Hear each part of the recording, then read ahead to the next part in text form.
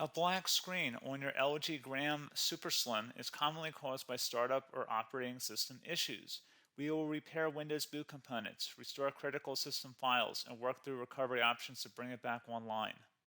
A lot of errors pertain to this problem, and we're going to go ahead and jump into what should hopefully be a pretty straightforward process, guys.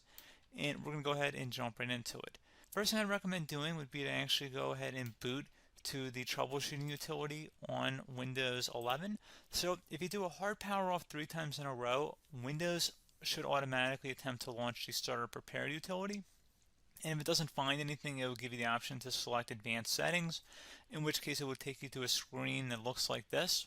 Now, if it does not take you to a screen that looks like this, or you're unable to get to that, you can also download the Windows 10 Media Creation Utility, or Windows 11. They probably will make a creation utility for Windows 11 at some point. And it doesn't really matter, you can actually run the Windows 10 utility on Windows 11 as far as I'm aware. And you should be able to run the troubleshooting utilities built in within it. So you just would go ahead and download it to an ISO file and then burn it to a DVD or USB.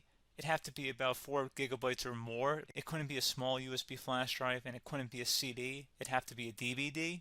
And then you'd boot your computer from it. So depending on the computer manufacturer, you'd have to tap a different key on your keyboard in order to launch that menu, in order to select what boot drive you want to go off of. So it could be anything between the escape key, F2, F8, F12, for example, and those are the function keys on the top of your keyboard. So you may have to just do a little bit of trial and error. Shouldn't take you more than a couple minutes. Googling it would probably be best before you even begin. But anyway, we're ready to go ahead and jump right into it. So we're on the choose an option page. So these will look very similar whether you're booting from it directly within Windows itself, or if you're plugged in a USB flash drive with the media creation utility installed and you selected the recovery option.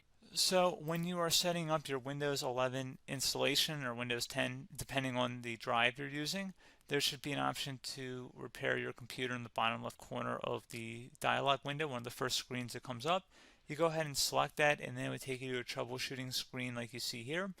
And you want to go ahead and select troubleshoot, reset your PC, or see advanced options. And then there are going to be a whole bunch of options in here that we're going to explore in today's video. The first one, we're going to actually go underneath advanced options and then select startup repair, fix problems that keep Windows from loading. So go ahead and select that first.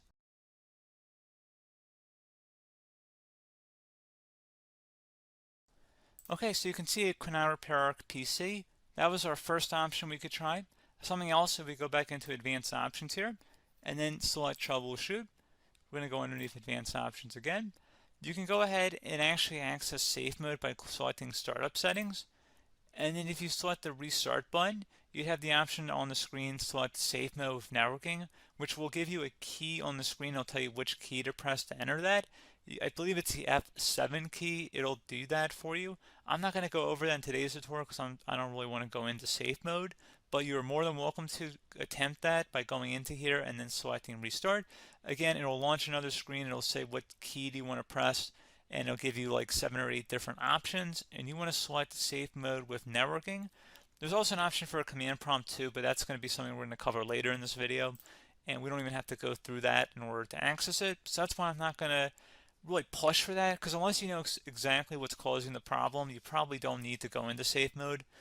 Unless you're trying to recover files, in which case then you definitely can go into safe mode, but we're trying to actually recover our computer here. So I hope that makes sense.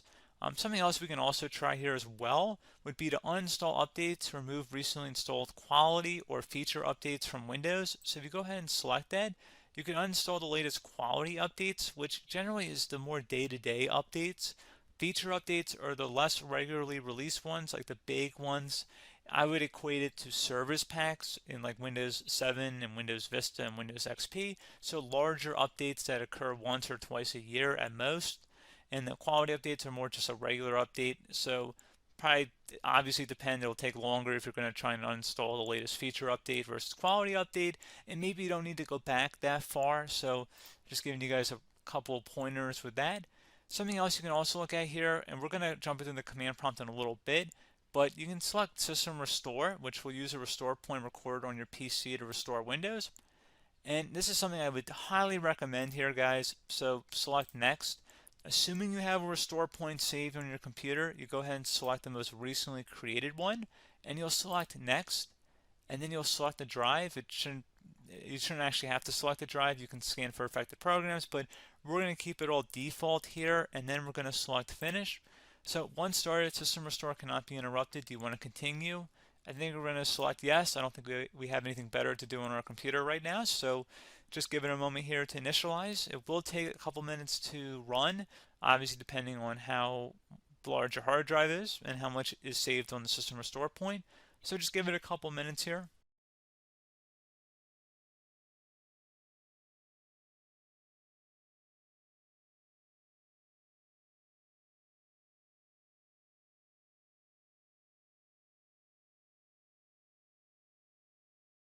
System has been restored successfully.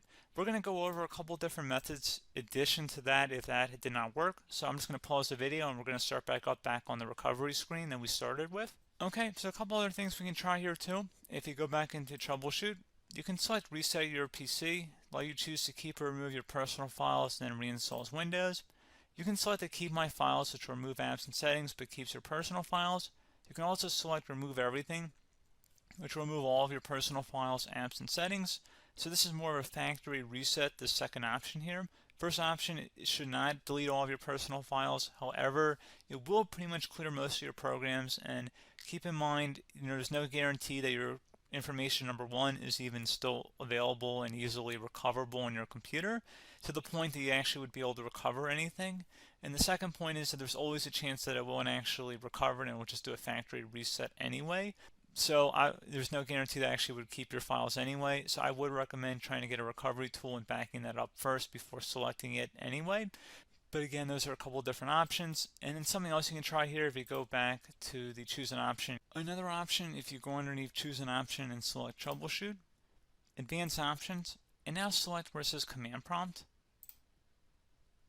Okay, so the first thing we should do is type our main hard drive here. In most cases, it should be the C drive. So you just do a C colon and then hit enter on your keyboard. So once you're underneath the C drive, we're going to type in dir and then hit enter on your keyboard. It should have program files, users, and Windows all in there. That's how you know you're in the right directory.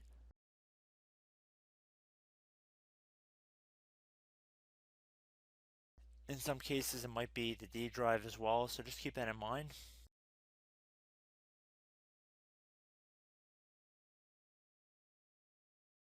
Next thing we're going to do is type in cd space / Windows / system 32 / config, and then you're going to hit enter on your keyboard.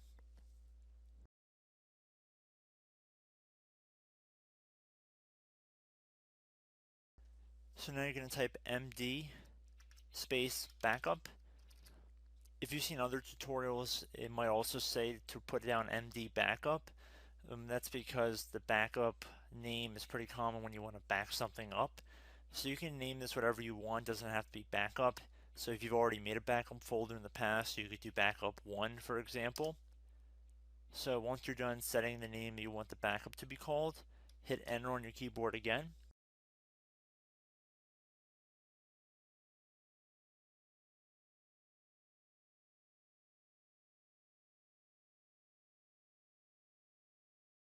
At this point you want to type copy, C-O-P-Y, space, then you want to do the star symbol above the 8 key, then do a period or a dot, whatever you want to call it, then another star sign, and then another space, and then type backup, and then hit enter on your keyboard.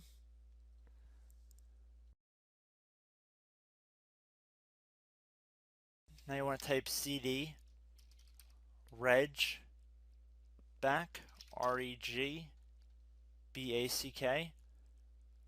and then hit enter on your keyboard. So now that we are under the reg back, so now you want to type dir again, and then hit enter.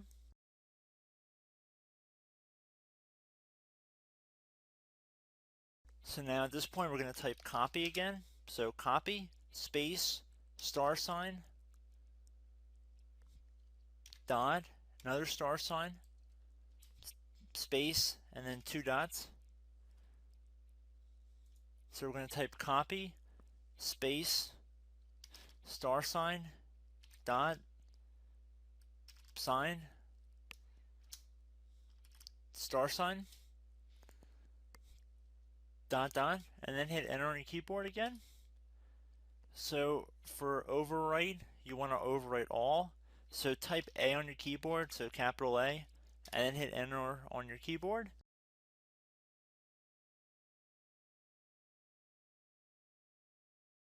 So at this point, you should be good to go. You can close out of the command prompt window, and if you accidentally continue to Windows 10, you should be all set.